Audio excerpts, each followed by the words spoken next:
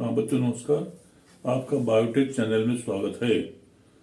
तो जैसा कि बच्चों इस समय एंटीरियर पिट्यूटरी द्वारा जो हार्मोन निकलता है उसके बारे में हम आपसे डिस्कस कर रहे हैं, और जो कि बहुत ही महत्वपूर्ण टॉपिक होता है, चाहे नीट का पेपर हो, चाहे बोर्ड हो या कंपटीशन लेवल का हो, हमेशा इससे क्वेश्चन पूछा जाता रहेगा। लेकिन इसको स्टार्ट करने के पहले सब्सक्राइब कर लीजिए। इससे क्या फ़ायदा होता है, कल वीडियो आपके पास तक पहुँचता रहेगा, और इसे शेयर कर दी। इससे क्या फायदा होता है, जो आप मित्र तैयार होते हैं उनके पास तक जो है वीडियो पहुंचता रहेगा। तो अब आती बच्चों अगला हेडिंग आता है इसमें सोमैटोट्रोपिन, आज इसको हम ग्रोथ हार्मोन कहते हैं। वो सोमैटोट्रोपिन या इसको शार्ट में हम STH और इसको हम GH या ग्रोथ हार्मोन भी कहते हैं जो है वो।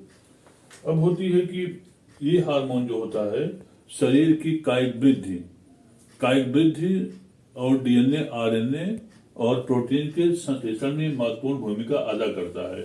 माने यह जो होता है यह एक एनाबॉलिक हार्मोन्स के रूप में काम करता है। वो बड़ा इंपॉर्टेंट पॉइंट होता है कि हार्मोन जो होता है एनाबॉलिक हार्मोन के रूप में काम करता है जो है ये। अब होती है कि इस केस में क्या होता है कि इसमें जो होता है यह यकृत में एमिनो अम्लों से ग्लूकोज, माने कि क्या मतलब कि एक टर्म होता है उसको हम कहते हैं ग्लूकोनियोजेनेसिस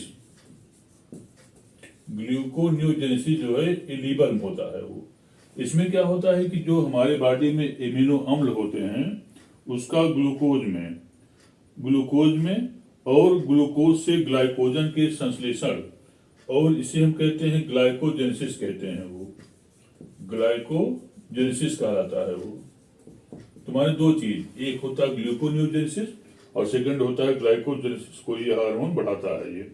और ऊर्जा के लिए यह ग्लूकोज के उपयोग को कम करता है, और वसा का विखंडन जो है इसको हम लिपोलिसिस कहते हैं। वो लिपोलिसिस कहलाता है वो।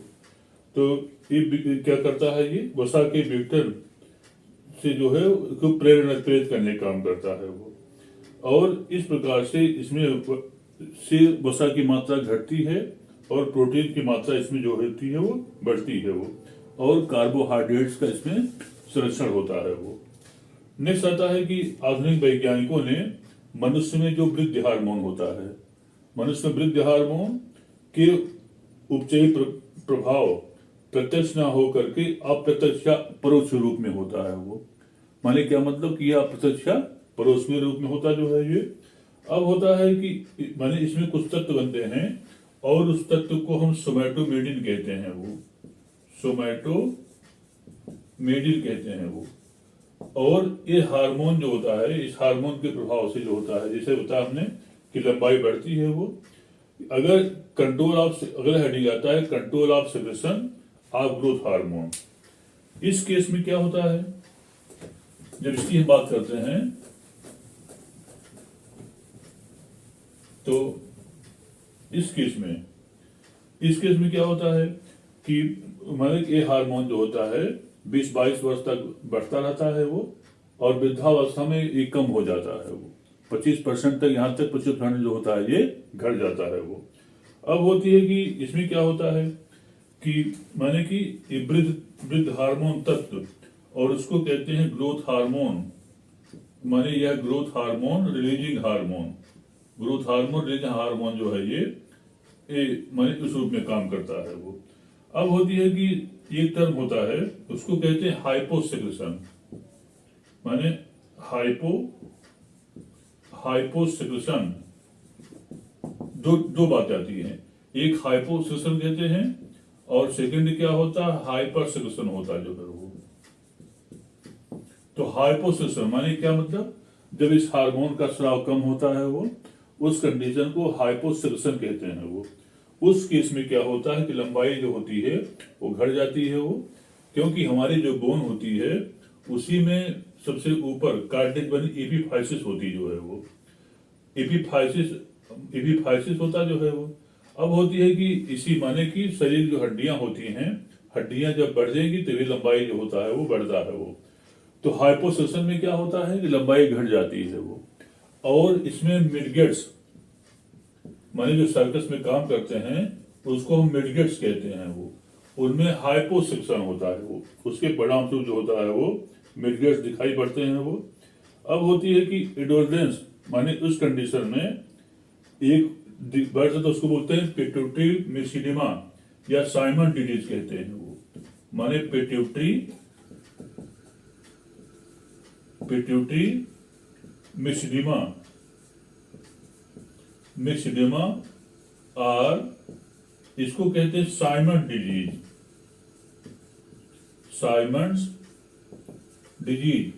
वो जो होता है हाइपोसेक्शन होता है जो है वो।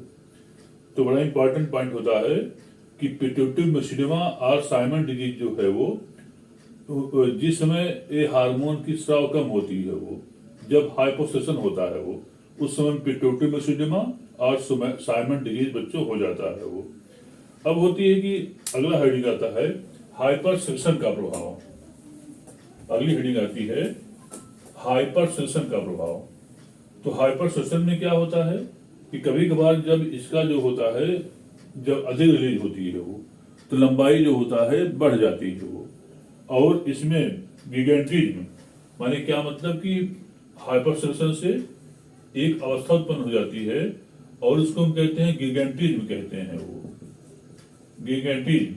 अच्छा, इस केस में क्या होता है, कभी कभार जो होती है कुबर निकल आती है, उसको हम हंचबैक कहते हैं। वो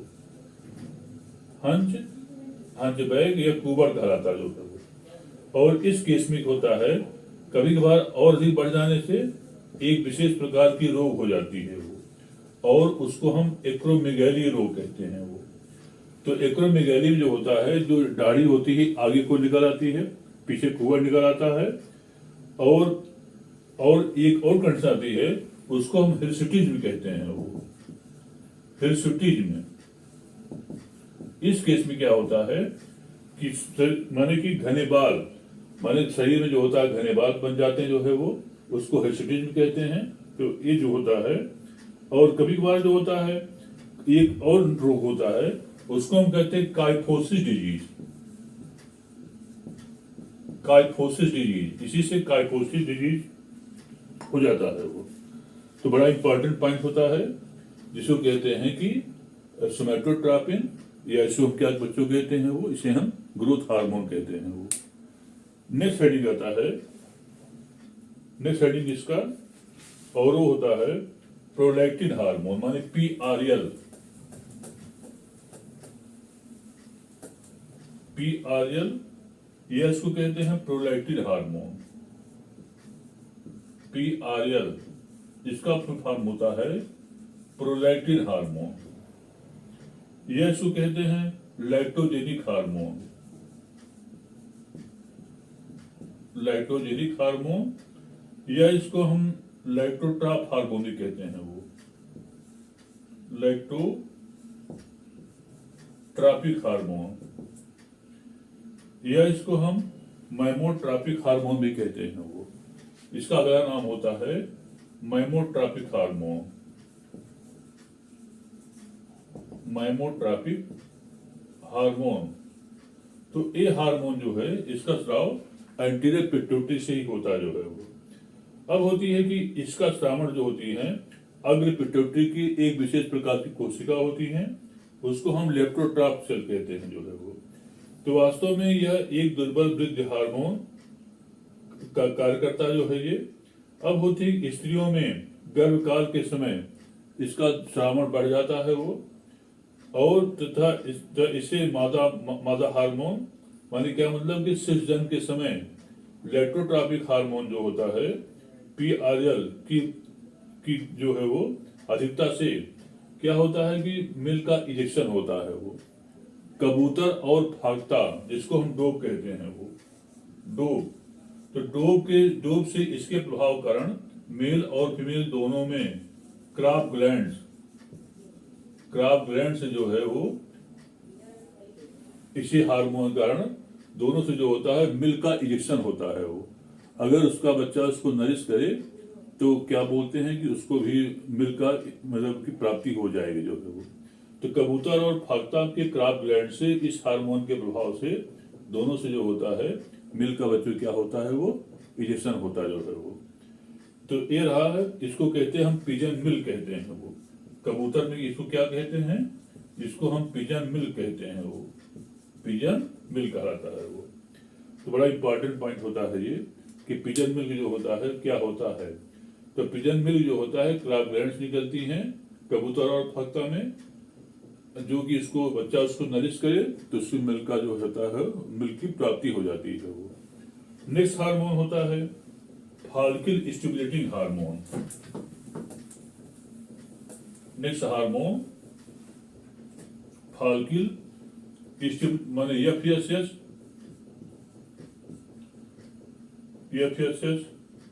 इसको कहते हैं फॉलिकल स्टिमुलेटिंग हार्मोन, या शॉर्ट में से क्या कहते हैं हम, एफएसएस कहते जो है वो।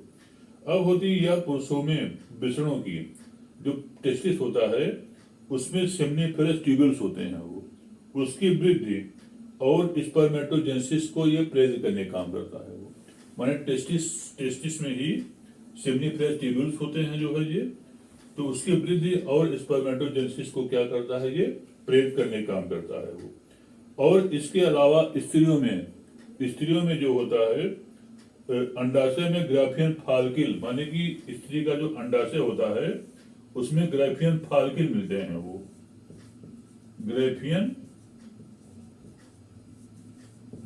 फॉलिकल्स पाए जाते हैं जो है वो।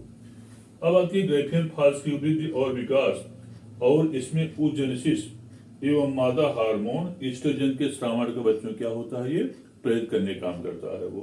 माने कि बड़ा इंपॉर्टेंट पॉइंट होता है कि ये जो होता है फॉलिकल स्टिमुलेटिंग हार्मोन क्या काम करता है, तो पुरुषों और स्त्रियों में जो होता है ये दोनों में ये वर्क करता है वो, जो कि एंटीप्रोटोन निकलता है बच्चों आज के लिए पर्याप्त है वो, इसको बोलना